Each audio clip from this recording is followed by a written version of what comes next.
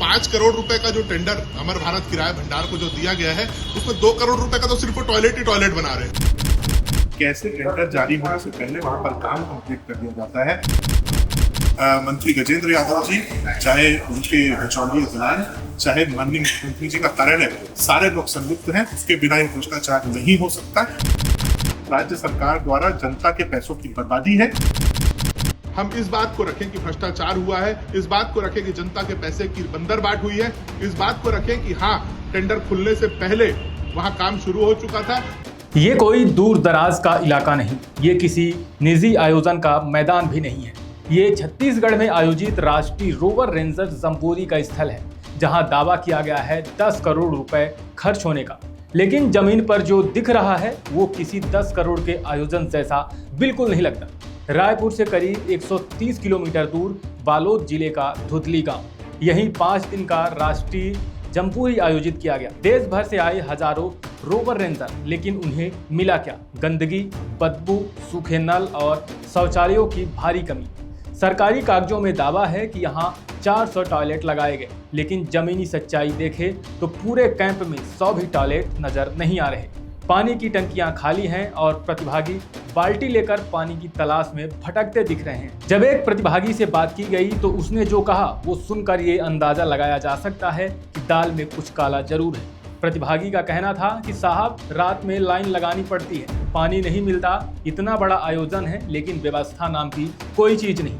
अब जरा खर्च की बात करते हैं। सिर्फ टॉयलेट पर 1 करोड़ 62 लाख रुपए, एक टॉयलेट का किराया 22,000 रुपए, वीवीआईपी टॉयलेट 40,000 रुपए, 130 यूरिनल प्रति नग 32,000 रुपए। सवाल सीधा है, अगर इतना पैसा खर्च हुआ तो ये हाल क्यों है?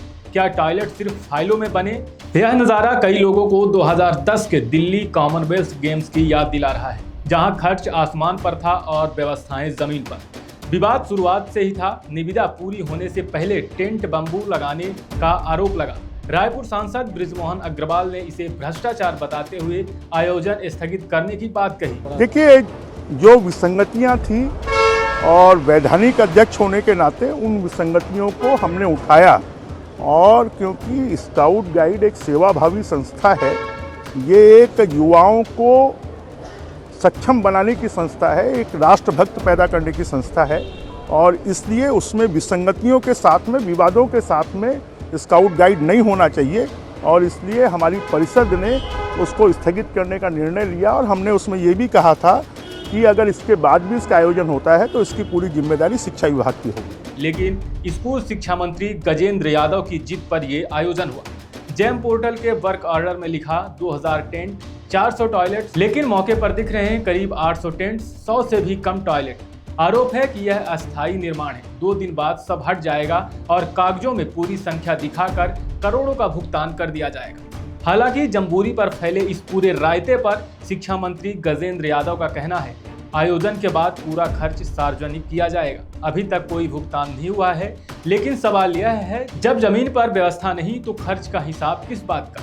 प्रदेश की साई सरकार जहां पारदर्शिता सुशासन की बात करती है, ऐसे में जब इतने बड़े घोटाले की गंध उठ रही है तो सवाल उनसे भी तो बनता है। सरकार से सबसे बड़ा सवाल यही है कि आखिर 10 करोड़ रुपए कहां गए? 400 टॉयलेट कहां हैं? 2000 टेंट का हिसाब कौन देगा? क्या आयोजन खत्म होते ही सबूत मिटा दिए जाएंगे? क्या स्वतंत्र जांच होगी या फाइलों में ही सच्चाई दब जाएगी? राष्ट्रीय स्तर का आयोजन अगर इस हाल में है तो सवाल सिर्फ जम्बोरी का नहीं, पूरी व्यवस्था का है। अब देखना यह है कि सरकार जवाब देती है या 10 करोड़ की कहानी फिर किसी फाइल में दफन हो जाती है। हालांकि अब विवाद सत्ता के गलियारों से निकलकर कोर्ट तक पहुंच चुका है। छत्तीसगढ़ प्रदेश कांग्रेस कमेटी के प्रदेश महामंत्री ने सुप्रीम कोर्ट के समक्ष जम्बोरी 2026 में हुए भ्रष्टाचार के खिलाफ कार्रवाई की मांग करते हुए याचिका दायर की है, जिसे न्यायालय ने स्वीकार करते हुए 20 जनवरी 2026 को सुनवाई हेतु मौका दिया है। अब देखना होगा कि इस पूरे मामले में क्या सच बाहर निकलकर सामने आता है।